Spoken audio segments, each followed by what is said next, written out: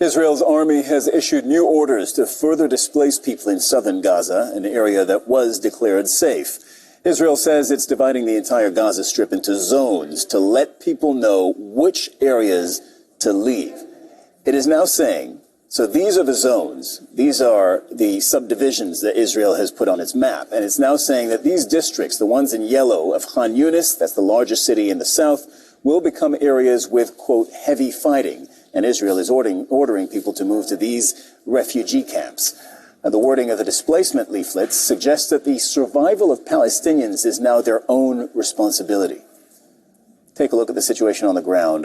After Israel isolated Gaza City in the north, its troops have been pushing south along the Strip's main artery, Salal Din Road. We have reports that there's been fighting all the way down to Qara on your map, about 5 kilometers northeast of Han Yunis. While Israel is telling Palestinians in Han Yunis to move further south towards Rafa, it's also been shelling the main roads leading to that area. One of the few remaining options to travel between Gaza's north and south is the coastal road, this one there, Al-Rashid. But Israeli military vessels along the Mediterranean coastline have a direct line of fire over this road, and they've been shooting at vehicles traveling there. Let's get more from the ground in Gaza. Hani Mahmoud is in Han Yunis, in the southern part of the Strip. Hani, so we've just got this new number that 700 Palestinians have been killed in the last 24 hours. It's one of the highest daily death tolls we've seen since October the 7th. What more are you learning?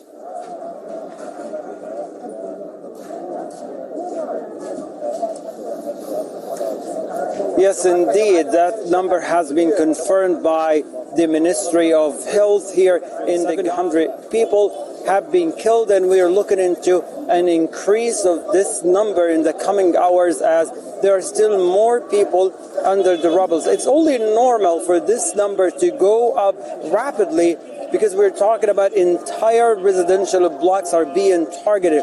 Carpet bombed, completely destroyed everything in them. People are targeted without a warning. The thing is, so far has been areas that has been designated as red, unsafe, and dangerous. People are in several blocks. They receive calls, they receive leaflets to evacuate, but then you see another block being targeted before getting the warning and getting the calls from the Israeli military, which is a trick that the Israeli military is implementing right now.